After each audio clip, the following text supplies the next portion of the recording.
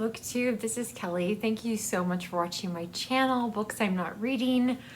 I'm going to be very brief because this is an extremely chatty vlog from the weekend, but essentially on Friday, I sort of threw out this idea of a bookish marathon to try to read my last two books for Jane Austen-July by the end of the month, which essentially meant that I had Friday night, Saturday, and Sunday to read about 300 pages. If they were novels, I might feel differently about it, but they were, one was a memoir and the other one was a Jane Austen biography. And yeah, as you will see from the slow breakdown, where by the end I'm obliterating part of the camera.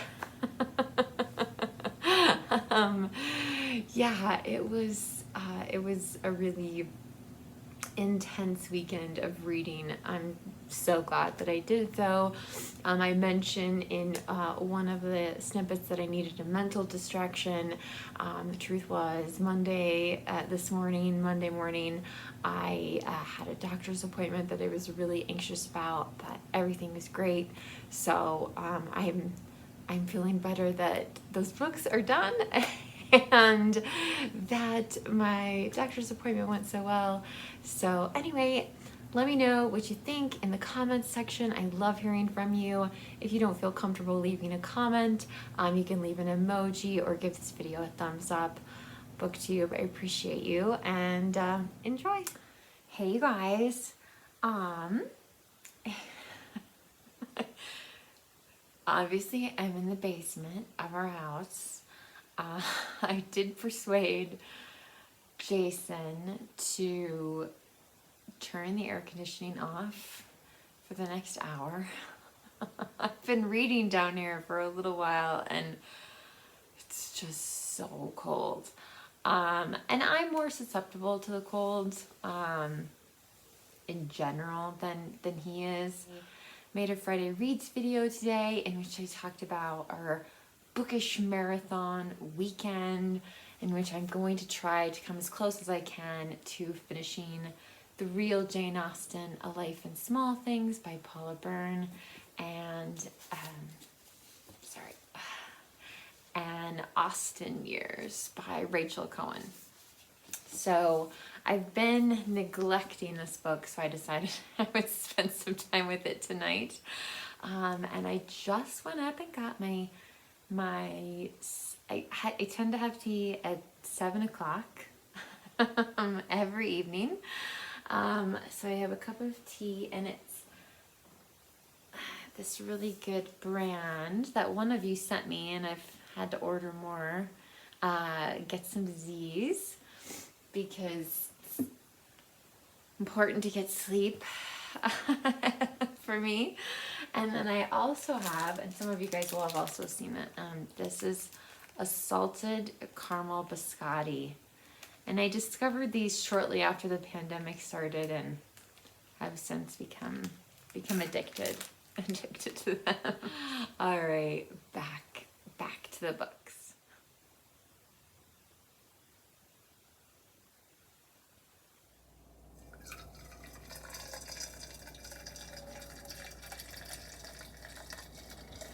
All right, fuel for the day. Hey Booktube, it is Saturday morning, day 2 of my bookish marathon to try to finish my last two books for Jane Austen-July. So Austen Years is what I've been reading this morning, and it is not reading very fast. And part of that is probably because Jason and I are reading in the same room, which isn't always the greatest idea. We interrupt each other. He'll stop and get on his phone, and then, I have to see it. The next thing I know, I'm watching a cat reel, that kind of thing. But Rachel Cohen used a lot of nonfiction to reference the parts of her book that are actually about Jane Austen, which of course are the parts that I find the most interesting. And I feel feel a little bad about that, a little guilty toward Rachel Cohen. But not only does she reference Claire Tomlin's biography, but also the other book that I am reading, which is The Real Jane Austen, A Life in Small Things by Paula Byrne. And so one of the things that is fun actually about reading both of these books at the same time is that they're kind of almost in conversation with each other when Rachel Cohen is actually writing about Jane Austen, and the things that she takes from all of the different reference material. I suspect that this book involved a lot of research.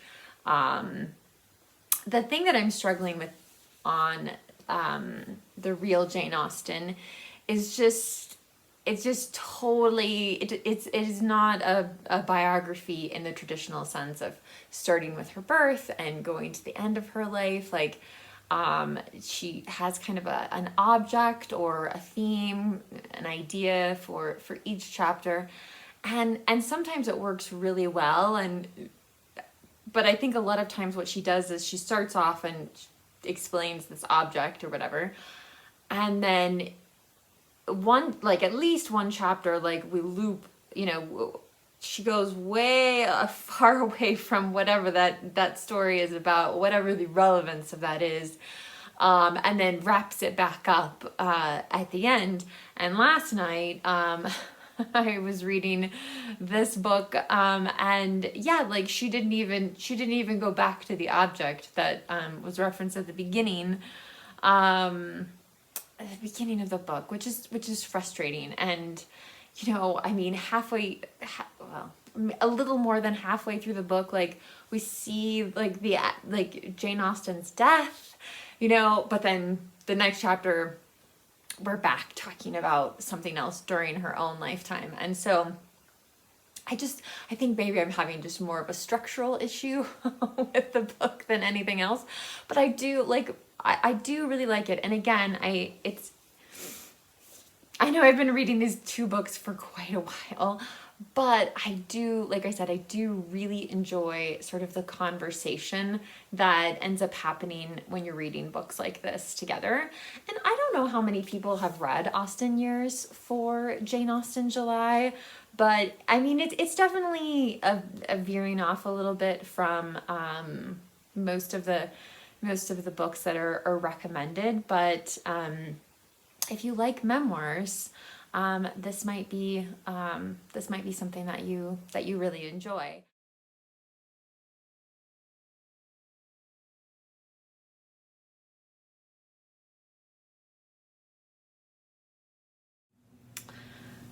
Hey everyone, so it is Saturday afternoon. Spent some time on the bike reading The Real Jane Austen. I spent the morning reading primarily from Austen Years, because that is the book that I have the farthest to go. So I'm going to keep reading for a little bit more time this afternoon, and I might take a nap. Yeah, my speech wasn't so great last night, so yeah, I think some extra rest might be good. And then tonight we'll just keep on. I'm not sure the wisdom of reading two books that contain some Jane Austen nonfiction in them together, because I'm definitely getting some there's definitely like confusion and overlap, and things like that in doing this, but I'm still just really hoping to complete my TBR for July. So I have tonight and I have tomorrow, so I'll keep you posted.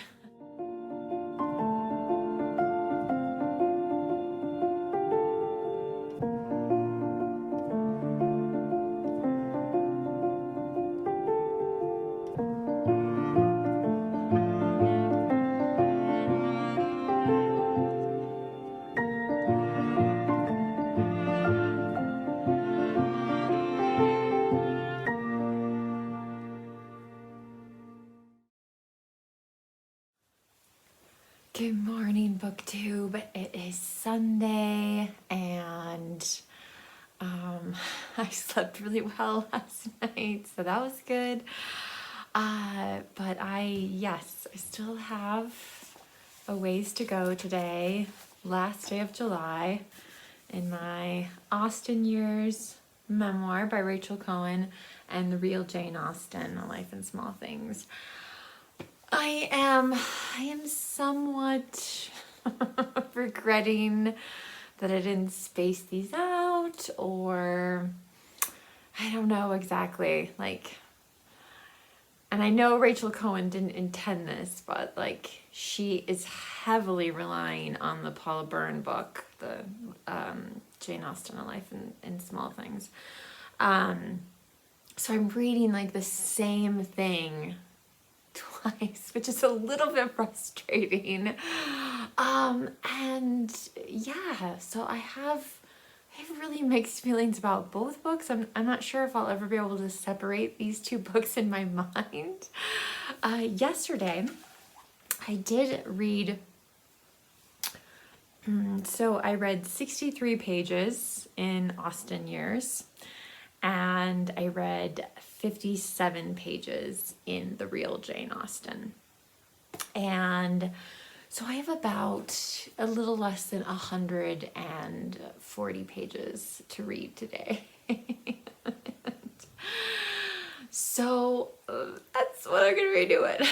I will try to insert maybe some flower footage, something so you're not just like watching me read. It seems kind of weird. Questioning my ideas about trying to tackle both of these books this weekend, and yeah, just it'll be interesting to see when I'm finally done. I definitely think I can get this one done today, for sure, and I'm really hoping I can finish this one as well. So fingers crossed. I will let you know later how things are going, but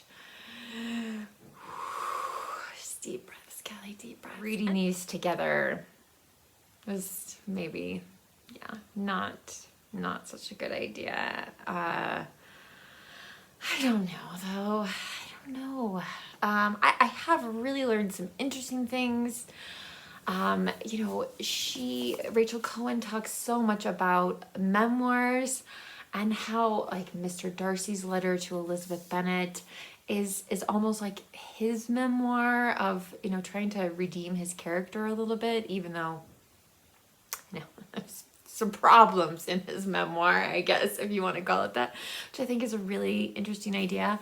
Both of these books spend a fair amount of time talking about Mansfield Park and its connection to slavery and what was happening in England at the time. And yeah, so I think this one, what I'm struggling with is just that it's since it's not chronological. I mean, I can't keep people straight. I can't I mean, Jane Austen had so many nieces and nephews. I mean, her one of her older brothers had 11 children. My God. So there's lots of relatives that Jane Austen is spending time with and writing letters to. Of course, we don't have anywhere near as many of her letters as I wish we did. But so anyway, there's some issues with both books, and unfortunately it's just not a good mashup. But if you're still with me, thank you. leave a little leave me a little blue heart if you've made it this far. I think these are the last flowers of the summer. I don't know what they are. It's another plant I inherited, but I really do like those kind of pinkish tones. Isn't that lovely? So booktube, it's dinner time Sunday night, and oh, I'm covering up part of my camera, sorry. I just finished Austen Years by Rachel Cohen. The last long chapter of this book was just really all over the place, but it's like a memoir about herself and her father's death and her children and Jane Austen's life and also Jane Austen's characters. I think maybe it was just too much. Anyway, I also finished Jane Austen, A Life in Small Things, about lunchtime. I couldn't really gain a lot of momentum with that book because there's no, like, there's just not the progression that you would normally expect from trying to read a biography. Anyway, so some struggles and flaws with both. It's partially my fault, though. Like, I really don't want to discourage anyone from reading either of those books because I really do feel like there's some merit in them.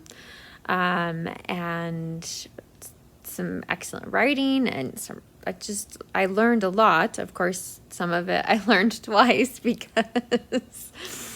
it was in both books, which is fine. It's not how they're meant to be read. But yeah, so I think if read separately, there could be maybe more enjoyment. I'm thinking no more bookish marathons for me, or not in the foreseeable future. However, this weekend I did need kind of a mental distraction, so in some ways this was a good one. But I do plan on vegging out the rest of the night. I asked Jason to pick out some movies for me, and he was like, "Do you want to watch some Jane Austen?" And I said, I think I need to leave Regency England for a while. I think I need to step away from that world. So I probably watch like an action movie or something, like a thriller, something along those lines, while I'm eating dinner. Anyway, thank you guys so much for watching. If I don't have a more finalized version or ending to this video, let me know what you think about either of these books, if you've read them or if you are interested in reading them. What's a Jane Austen memoir, or not Jane Austen memoir, biography, nonfiction book related to Jane Austen that you really love. I'd love recommendations. Booktube, remember to be kind to yourself and be kind to others, and I will talk to you soon. Bye.